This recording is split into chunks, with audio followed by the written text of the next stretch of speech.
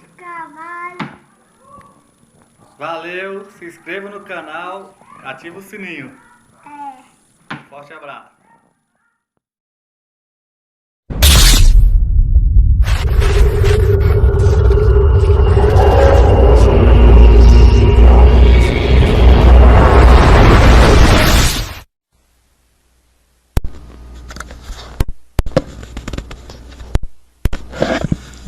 Então vamos lá, boa noite a todos, sejam bem-vindos. Eu espero com este curso aqui desfazer assim, um punhado de confusões que existem não só na sociedade brasileira, mas por toda parte, aqui nos Estados Unidos inclusive, a respeito do fenômeno do esoterismo. A própria palavra já é por si mesma fonte de muitas confusões, por ser usada para designar muitos fenômenos diferentes. Mas de qualquer modo nós vamos partir, vamos dizer, da distinção estabelecida nos textos do René Guénon, que pode ser usada como medida de aferição para o resto que nós vamos dizer aqui. Então, segundo René Guénon, todos os fenômenos da espiritualidade humana se dividem em dois aspectos. Um exotérico, que se diz respeito, vamos dizer, à religião popular, que seria, então, em princípio, obrigatória para todos os seus fiéis, ou para todos os membros de uma determinada comunidade, e o aspecto esotérico ou interno, que se destinaria especificamente a pessoas mais dotadas e mais interessadas, sobretudo.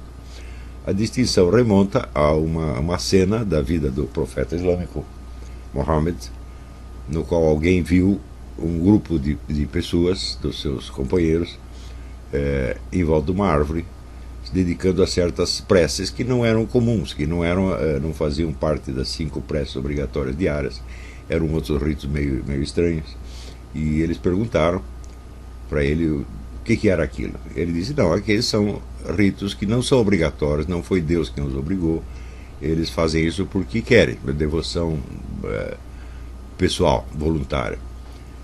E a partir daí, então, se consagram esses dois tipos de ritos. É muito importante nós esclarecermos o que é o conceito de rito, para nós podermos entender, mas desde logo fica claro que nesse contexto islâmico havia um tipo de rito que era obrigatório para todo mundo, e outro tipo de rito que era só para quem quisesse, para quem estivesse interessado naquilo. Eram completamente diferentes. Também, vamos dizer, as duas comunidades também eram diferentes. Uma abarcava o conjunto inteiro dos fiéis e o outro apenas pequenos grupos.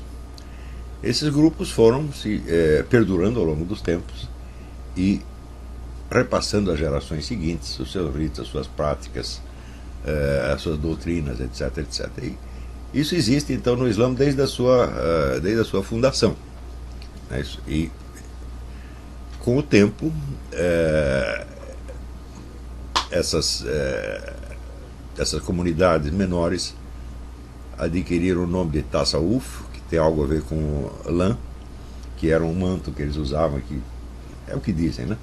Eu não sei se isso é uma verdade histórica ou uma lenda, mas este pessoal, estes grupos, os membros desse grupo costumavam se vestir de um manto de lã, e quando começaram a ser conhecidos com o nome de Tasawuf, da onde saiu mais tarde por derivação a palavra, um termo mais ocidental, sufismo, que não é uma designação exata. Também é preciso ver que nem todos os grupos esotéricos estavam filiados a esta corrente. Surgiam outros, especialmente no Islã iraniano, e tantos e tão diferentes, que é muito difícil hoje você rastrear as origens de cada uma, saber qual surgiu de qual, né, e quais são as relações entre eles.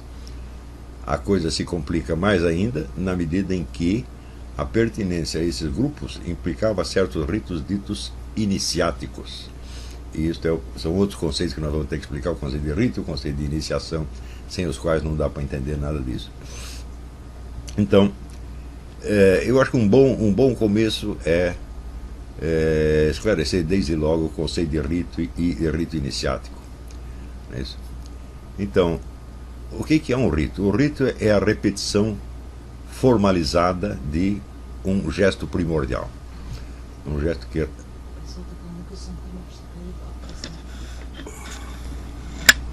Então, o que é um rito? Um rito é uma repetição formalizada de um gesto primordial.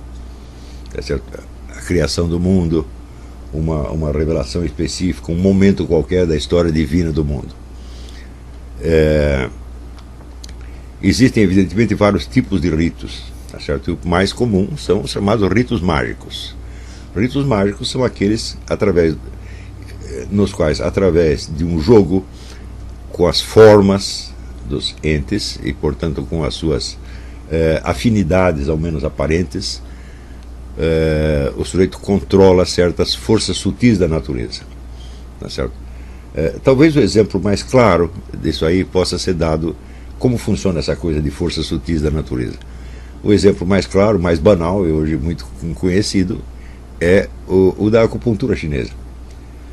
Então, na medicina tradicional chinesa se dizia que havia no corpo humano certos trajetos por onde circulava a energia, certas vias por onde a energia circulava.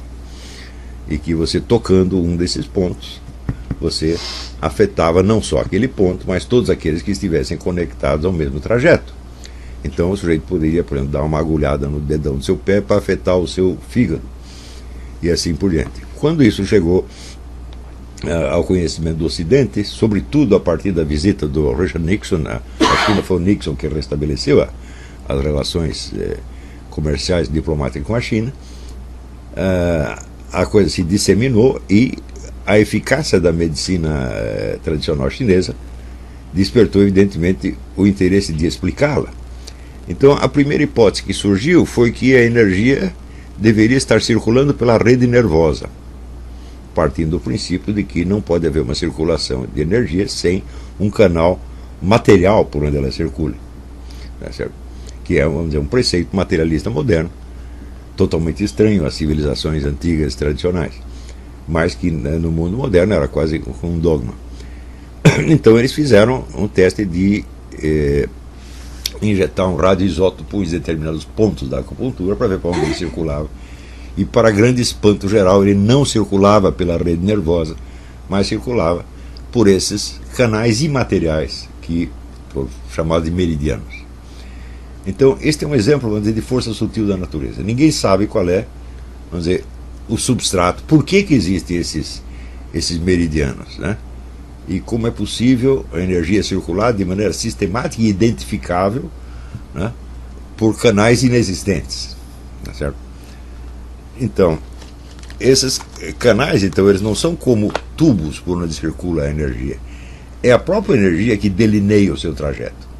Então isso quer dizer que, além da sua estrutura anatômica e da rede de processos fisiológicos conhecidos, existe uma terceira rede puramente energética por onde esta energia circula.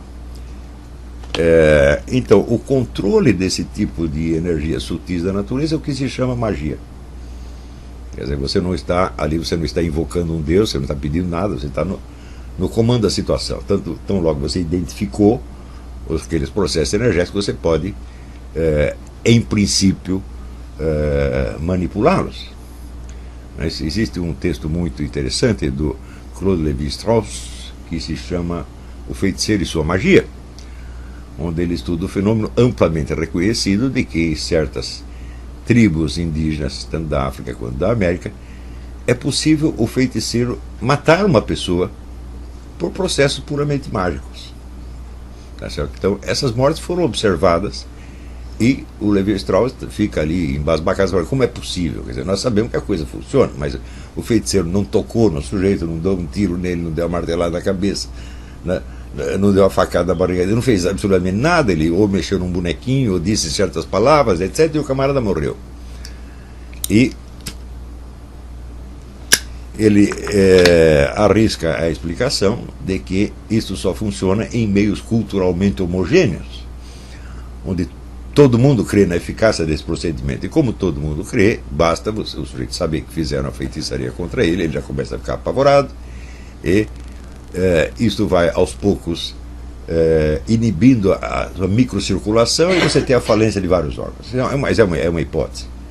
Agora, a hipótese não vem do fato. O fato reconhecido é que a morte por feitiçaria funciona, tá certo? Se a explicação é verdadeira ou se existe outra, não sei. Mas em todo caso, esse também é um exemplo de manipulação de forças sutis da natureza. Outro exemplo são os processos alquímicos, nos quais você, manipulando certos elementos através dos elos de simpatia, analogia, contiguidade, etc., você produz efeitos de longuíssimo alcance. Existe um livro muito interessante chamado L'Or du Millième Matin, O Ouro da Milésima Manhã, escrito por um sujeito chamado Armand Barbeau, que decidiu refazer o caminho inteiro de um procedimento alquímico, em princípio voltado à produção do ouro a partir de metais mais grosseiros, como o chumbo. Ele não chegou à produção do ouro, mas chegou a uma certa etapa muito avançada do processo, que se chama ouro potável, que é um líquido dourado, obtido sem nenhum elemento dourado, misturando apenas plantas, outras determinadas pedras, mas tudo tem que ser feito em determinados momentos, conforme a configuração astrológica, etc., e também com a ajuda de algum sensitivo que identifique em certos lugares a presença de certas energias, etc., e se verificou que o tal do ouro potável curava praticamente todas as doenças existentes. Infelizmente, a quantidade de ouro potável que ele fez era ridícula, se você pensar bem, foi uns 2 litros, não mais do que isso.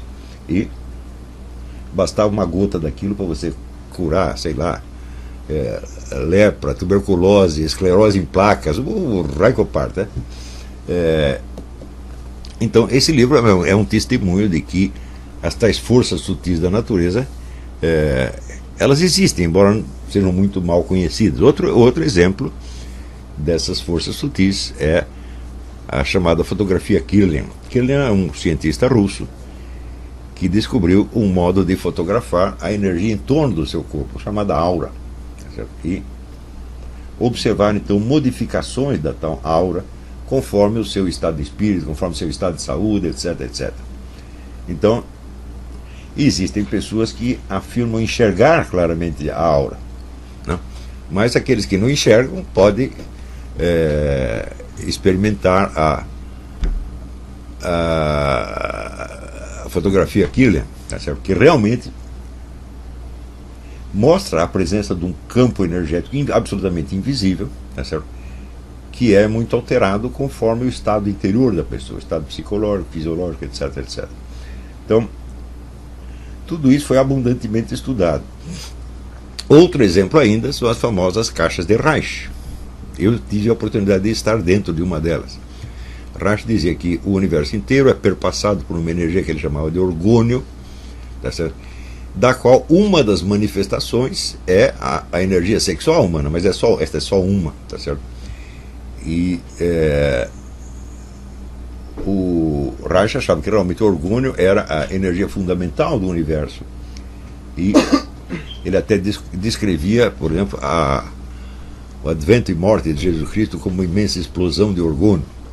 Então, claro que essa explicação é exagerada, mas que algo ao qual ele dava o nome de orgônio existe, e eu sei porque eu estive lá. Assim, você está dentro da caixa de Reich, você sente de fato alterações inexplicáveis, porque você não está tocando em nada, é apenas uma parede composta de várias camadas de diferentes metais, se não me lembro mais quais metais são, que, segundo ele, acumulariam orgônio e que, segundo ele, poderia ser usado para cura de várias doenças, até o câncer, tá?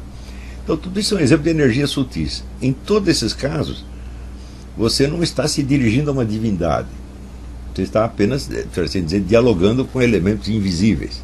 O fato desses elementos serem invisíveis não quer dizer que não sejam materiais, de algum modo. É claro que o são, porque senão não afetaria o corpo humano. Então, mas é uma matéria sutil. São Tomás de Aquino tem um tratado sobre as forças sutis da natureza, e a existência dessas forças foi universalmente reconhecida, tá certo? Às vezes essas forças são personificadas.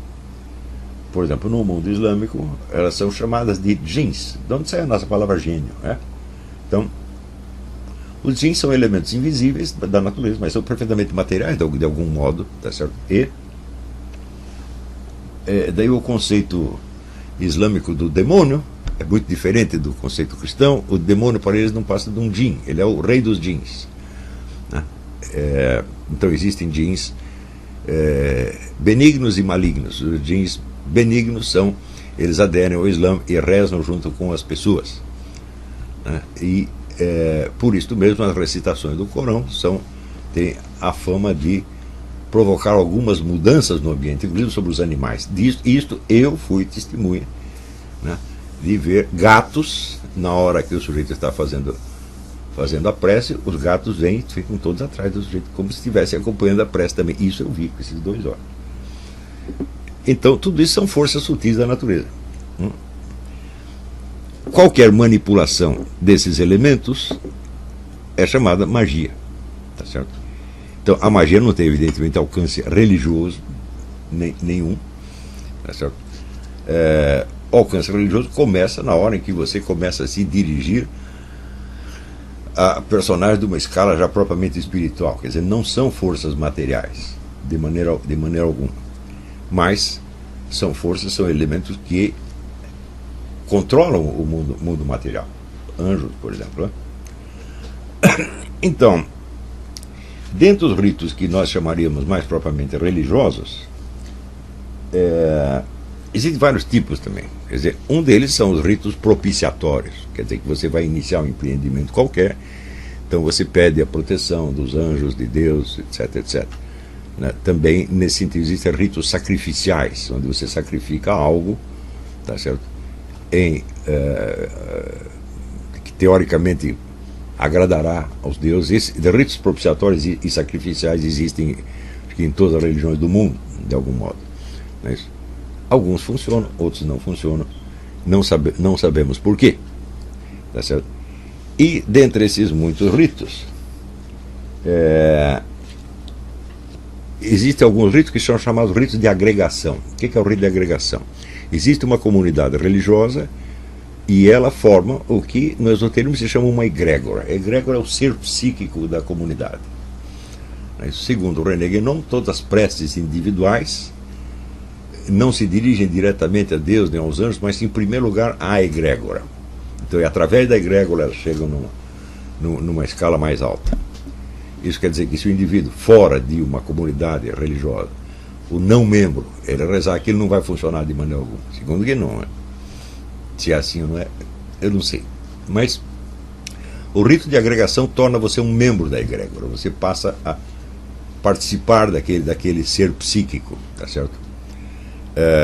A noção que existe no cristianismo do corpo místico de Cristo é algo mais do que isso, é um pouco diferente disso aí, mais tarde eu vou explicar. E por fim existem os ritos iniciáticos. O que é um rito iniciático? Um rito iniciático é uma série de gestos imitativos, de um gesto primordial, evidentemente, que dão acesso ao indivíduo o acesso a uma outra esfera de ação espiritual que ele não tinha antes de maneira alguma. Tá certo? Quer dizer, há uma mutação espiritual nítida, como se você adquirisse uma espécie de supra-identidade, um andar superior da sua pessoa que você não tinha antes de maneira alguma. Então, segundo o René Guénon, esses ritos iniciáticos são próprios de sociedades esotéricas. O que são sociedades esotéricas? São organizações como aquelas daqueles companheiros do Mohammed que eu falei no começo. Quer dizer, eles formam por si, vamos dizer, uma sociedade, uma escola iniciática que vai então transmitindo os seus ritos, que vão sendo repassados de geração em geração através de um herdeiro dessa tradição, que é chamado um sheikh. Sheikh em árabe quer dizer apenas velho, mas é um termo honorífico que é usado para qualquer pessoa que tenha um certo destaque na vida religiosa, especialmente para os chefes dessas organizações esotéricas, que se chamam tarikas, né? Plural, turuk, mas em português o pessoal fala as taricas, então também vou usar as taricas em vez de turuk, que é meio esquisito. Então, tarika quer dizer apenas uma palmeira, mas ela é tida como um símbolo dessas organizações. E também, tarika quer dizer também caminho ou via. Portanto, eles têm essas vias iniciáticas que são consagradas pelo tempo e que se propagam, persistem no tempo através, vamos dizer, de determinados ritos específicos, ritos iniciáticos dentro dos ritos iniciáticos, que transformam um dos membros da Tariqa no seu sheikh, no seu chefe, portanto o único autorizado a repassar as iniciações para as gerações seguintes. Então, isto quer dizer que toda Tariqa tem a sua árvore genealógica.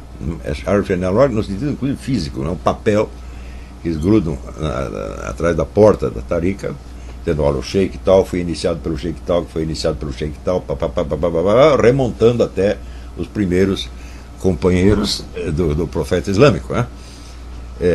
Esses documentos podem ser verdadeiros ou falsos, jamais saberemos, não tem nenhum meio de você saber, mesmo porque o ensinamento dessas taricas é passado a maior parte oralmente. Claro que existe uma parte ínfima escrita, mas que, vamos dizer, até o século XX circulava apenas dentro dessas taricas.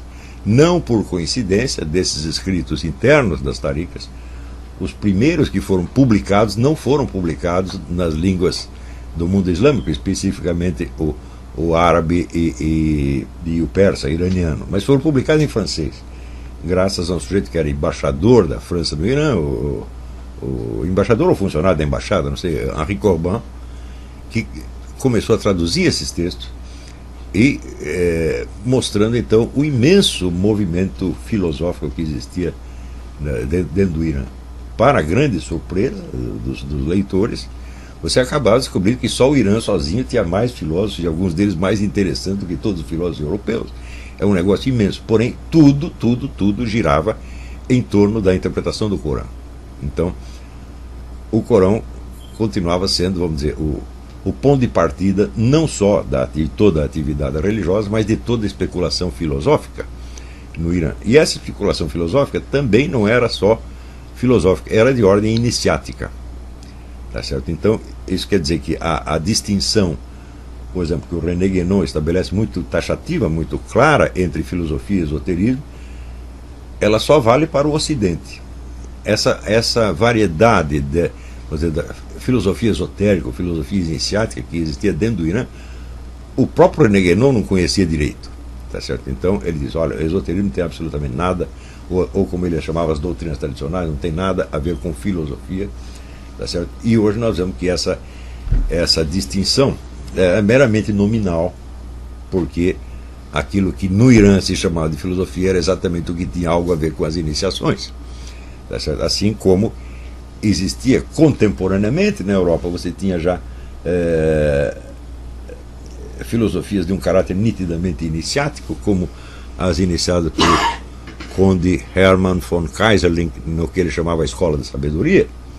Mas até hoje, esta linhagem iniciática do Hermann von Kaiserling existe ainda. Eu tive a oportunidade de assistir aulas com o filho dele, Arnold Kaiserling, e ali é puro esoterismo, é astrologia, é magia, é alquimia, e tudo isso leva para eles o nome de filosofia. Do mesmo modo, no Irã, o que se chamava de filosofia englobava, para assim dizer, o esoterismo, ao passo que nos países islâmicos de origem especificamente árabe, né, como Egito, Iraque, etc., desde cedo houve uma linha demarcatória entre o esoterismo, sufismo, se quiserem chamar, eu não gosto dessa palavra, mas é entre o esoterismo e a filosofia.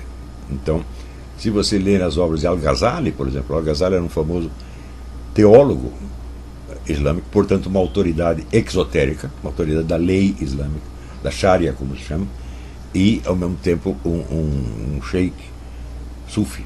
Tá certo? E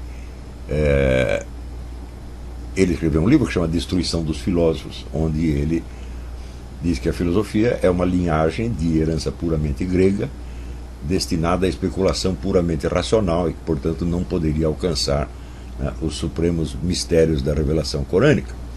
Tá certo?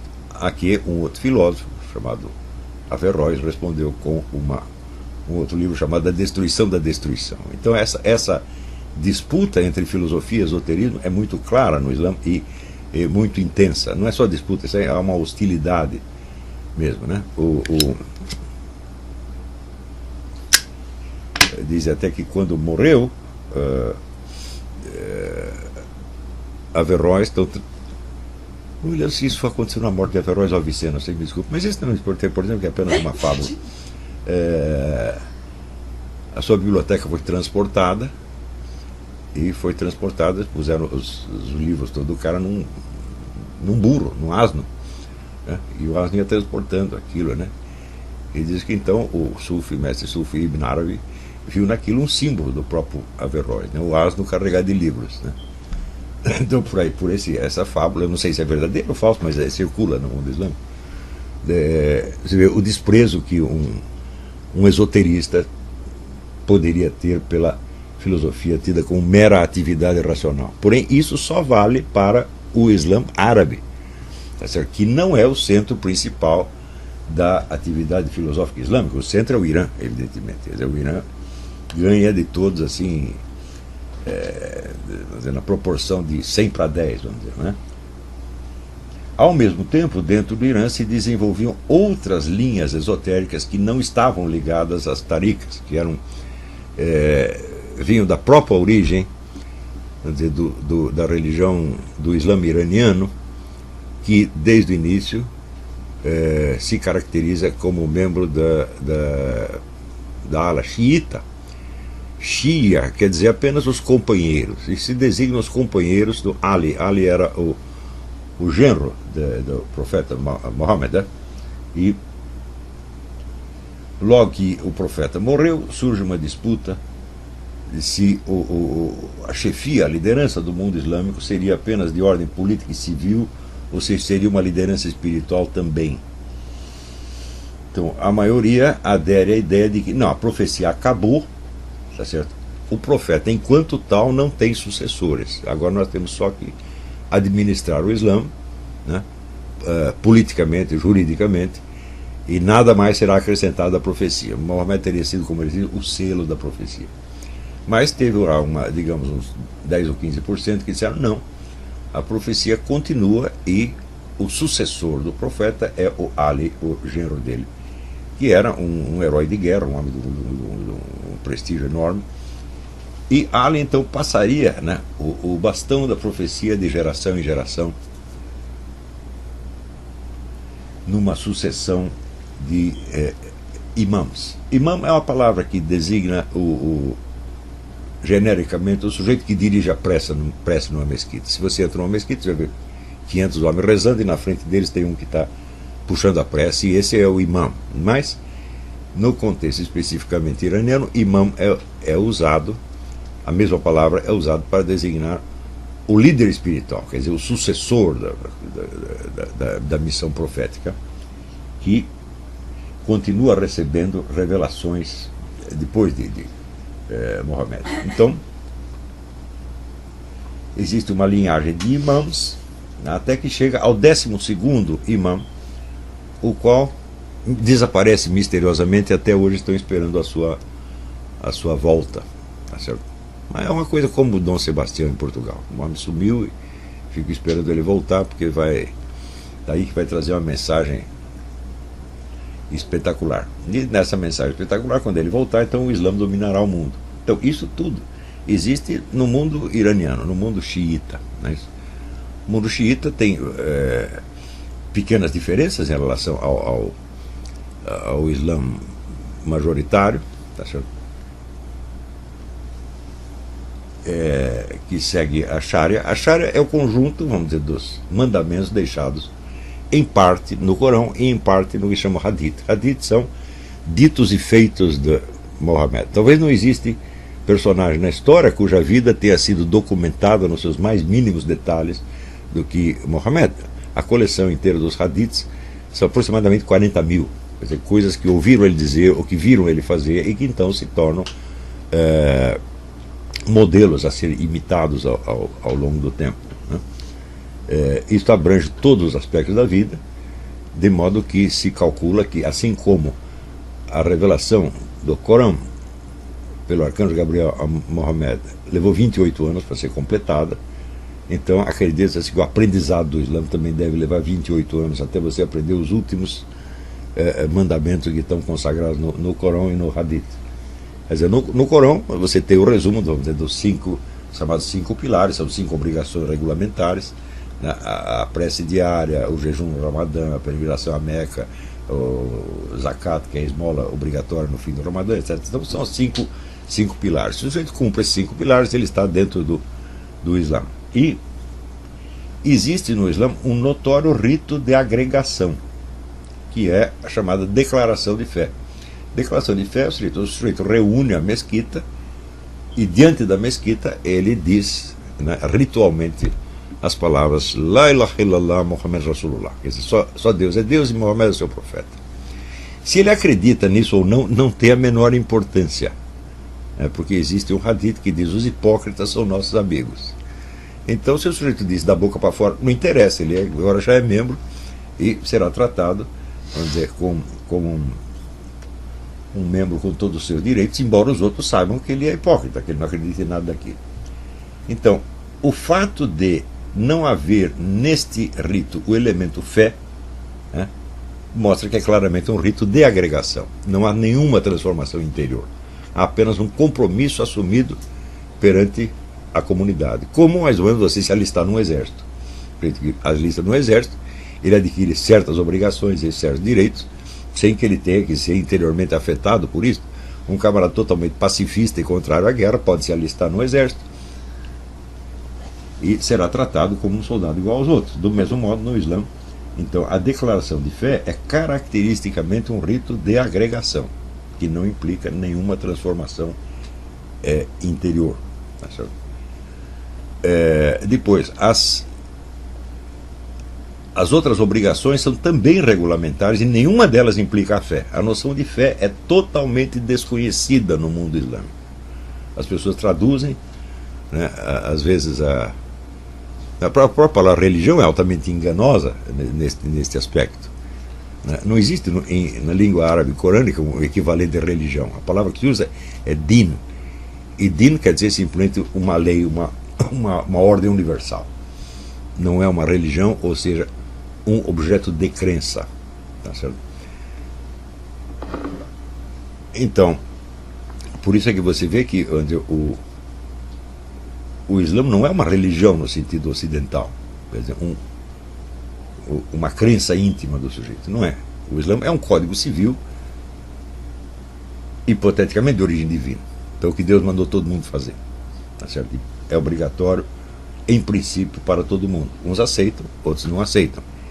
E os que aceitam, mesmo da boca para fora, passam a ser, então, membros do Dar es-Salam, que é a casa da paz. E o resto está no Dar el-Harb, que é o mundo da guerra. Então aqui tem a paz, entre aqueles que fizeram a declaração de fé, sinceramente ou não, mas eles estão incluídos ali, e o resto é o mundo da guerra, onde estão todos os infiéis, dos quais alguns aceitarão o Islã. Até a palavra conversão é errada, aceitarão o Islã ou não. Agora, dentro desta imensidão do mundo islâmico, que são 50 países, existem as várias linhagens esotéricas, algumas sufis, outras não. E ali a coisa é completamente diferente, porque se trata, vamos dizer, de um comprometimento profundo do indivíduo não só com o ensinamento e com as práticas que ele vai fazer, mas com a pessoa do seu sheikh. Então, o sheikh lhe passa a iniciação e você imediatamente assume a obrigação de obedecê-lo em absolutamente tudo. Existe um dito, eu não se lembro de quem é, eu não lembro nem se é um dos hadiths, que diz que o iniciante, né, como se chama, fakir, né, o recém-ingresso é chamado fakir, plural fukará, né, os fukará se colocam na mão do sheikh como o cadáver se coloca na mão do lavador de cadáver. Quando o sujeito muçulmano morre, o cadáver dele tem que ser lavado antes de ser enterrado. Então, quer dizer, é obediência totalmente passiva em todos os aspectos da vida. E no decorrer dos seus exercícios espirituais, o faquir se deixa absorver pela personalidade do sheik. Ele se torna um aspecto da personalidade do sheik e é, por assim dizer, absorvido. Na medida em que é absorvido, teoricamente ele está sendo absorvido na linhagem inteira que remonta até ao fundador da religião. Não é isso? Então, existe essa identificação.